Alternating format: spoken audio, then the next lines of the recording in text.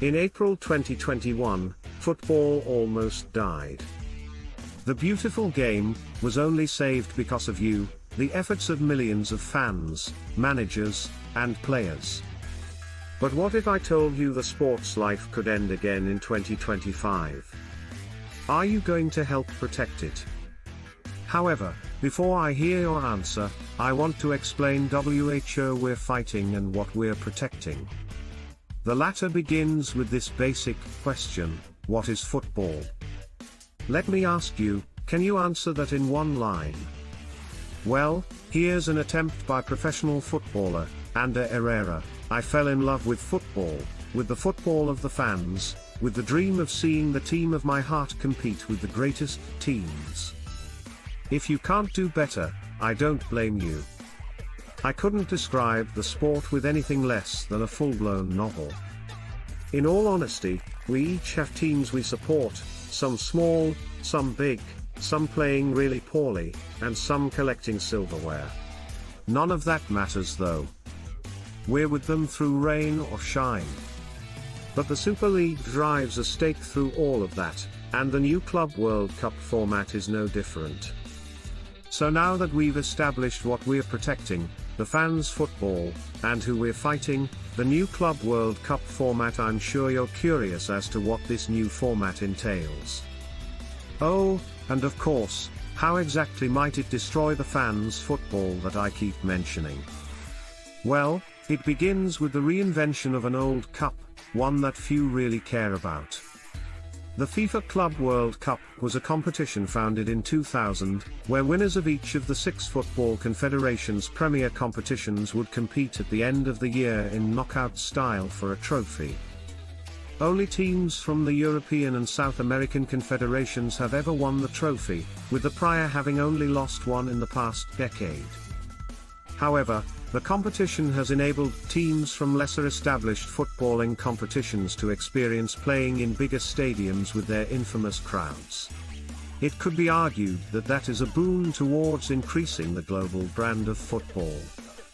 However, that's about to be something of that past. When FIFA's president, Gianni Infantino, announced the details of the sport's new Men's Club World Cup competition in his closing interview of the 2022 Football World Cup in Qatar, he portrayed an entirely different sort of competition. With 32 different teams, a World Cup-esque format, and only being played every 4 years, this reinvention should be considered an entirely new competition in itself. Add to this Infantino's mention that they will be the best teams in the world. They will be invited to participate. It sure does sound exciting, doesn't it? Let me know in the comments if you'd be keen to watch it, no strings attached. But in reality, there always are loose ends. Although, before unraveling the fabric of why this competition could kill football, I want to first explore some of the smaller issues surrounding the competition. Remember to make your own opinion first before believing mine.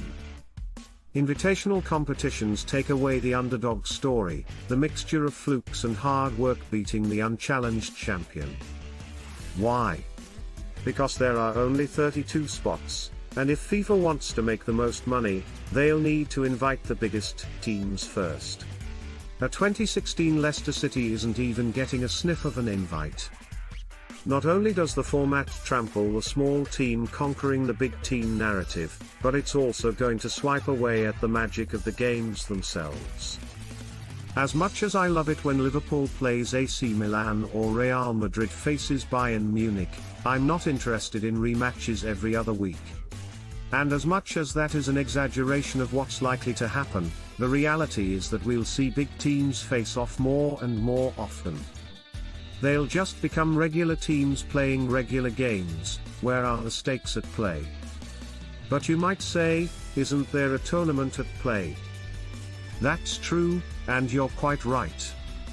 However, now it's a Nations League here, a Euro there, a Copa America somewhere, a World Cup, and a Club World Cup to boot. It's a bit boring if they're every other year. You've got to admit, it might be what we want, but it's what we need. The worst part of it all is player health. Footballers, sometimes regarded as our heroes or villains, or showboating divas, are just human. It's almost impossible for them to always play and never get fatigued or injured. So what happens when the best teams can't field a first or second team for fear of fatigue or injuries leading up to bigger games in bigger competitions? We've seen it in cup games before. And I won't lie to you, I think the leagues are next. Owners and managers will always prioritize competitions where they can make the most money. And that's exactly why FIFA wants the Club World Cup too. Money, the driving machine behind football's current economy. What brings that money? Sponsorships, matchday revenue, and broadcast income. But let's simplify that further. Games. The more games played, the more money made.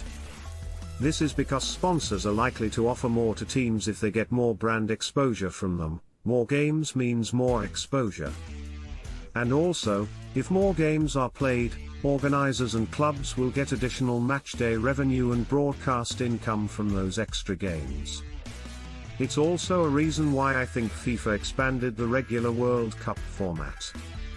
However, if you want to know more about my thoughts on the new regular World Cup format for 2026, I want 5,000 likes. And as always, thanks for watching, and please let me know what you thought about this video below. Wait. What should I do a video on next?